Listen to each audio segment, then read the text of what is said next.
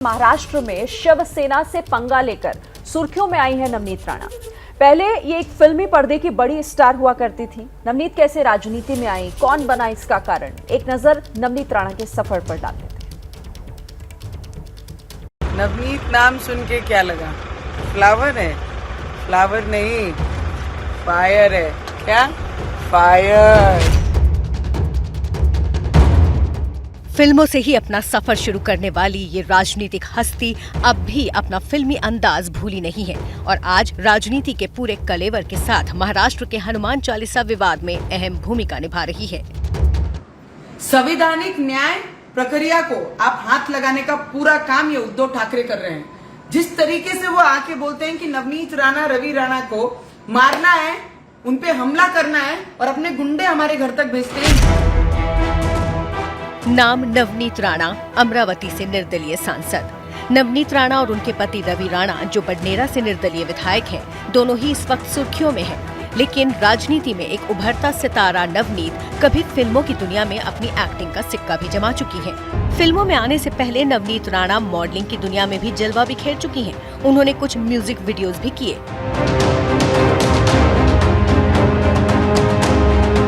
6 अप्रैल 1985 को मुंबई में एक पंजाबी परिवार में हुआ था नवनीत राणा का जन्म। उन्होंने बीकॉम की पढ़ाई की है।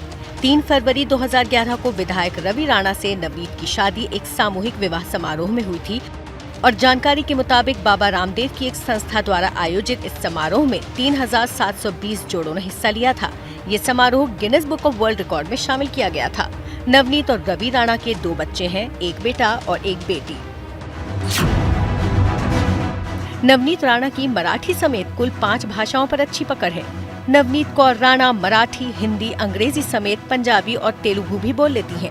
जाहिर है भाषाओं पर उनकी इस पकड़ में उनके अलग अलग फिल्म इंडस्ट्री में गुजरे फिल्मी करियर का बड़ा रोल है। राजनीति में नवनीत राणा की एंट्री में उनके पति ने अहम भूमिका निभाई।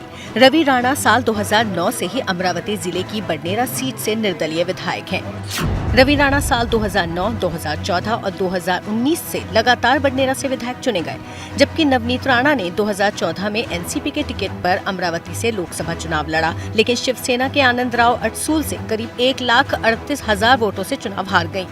फिर 2019 में एनसीपी के समर्थन से नवनीत राणा निर्दलीय अमरावती की सांसद बनी। इस वक्त नवनीत संसद की विदेश मामलों की स्थायी समिति और वित्त मंत्रालय और कॉर्पोरेट मामलों के मंत्रालय की सलाहकार समिति की सदस्य हैं। अमरावती लोकसभा सीट शिवसेना का गढ़ रहा है। 1999 से 2019 तक शिवसेना लगातार यहां से जीत रही थी और अब नवनीत राणा लगातार खुलकर शिवसेना के खिलाफ आवाज उठाती हैं। मुझे लगता है हनुमान चालीसा का इतना विरोध उद्धव ठाकरे जी क्यों कर रहे हैं। मैं आखिर में हमारे प्राइम मिनिस्टर जी को विनती करूंगी, देश के प्राइम मिनिस्टर जी और राष्ट्रपति जी को भी विनती करूंगी कि हमारे महाराष्ट्र पे ध्यान दीजिए। हमारे महाराष्ट्र में जो परिस्थिति निर्माण हो रही है, जो गुंडाशाही हो रही है, जो आदेश पे हर डिपार्टमेंट काम कर रहा है, अगर हमें नजर कैद में और बंद रख सकते हैं, घर के अंदर बंद किया जाता है, पुलिस वाले 10 हमारे घर के दरवाजे के बाहर खड़े, तो मुझे लगता है वो शिव सैनिकों को इतनी रिलीफ क्यों दी गई है। लोकसभा में महाराष्ट्र का वसूली कांड जैसा मुद्दा उठाने के साथ शिवसेना के खिलाफ धमकी भरी चिट्ठियां लिखने के आरोपों जैसे कई मुद्दों पर नवनीत खबरों पर छाईं और अब सबसे ताजा मामले में अपने पति रवि के साथ महाराष्ट्र के सीएम उद्धव ठाकरे के घर मातोश्री के बाहर हनुमान चालीसा के पाठ का ऐलान करके सुर्खियों में है।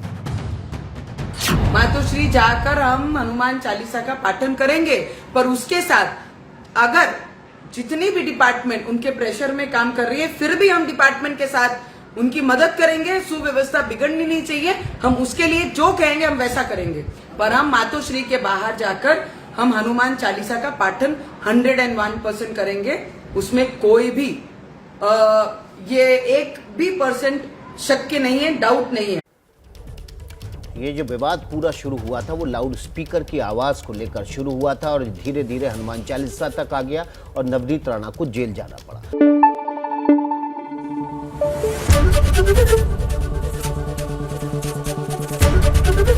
एबीपी न्यूज आपको रखे आगे।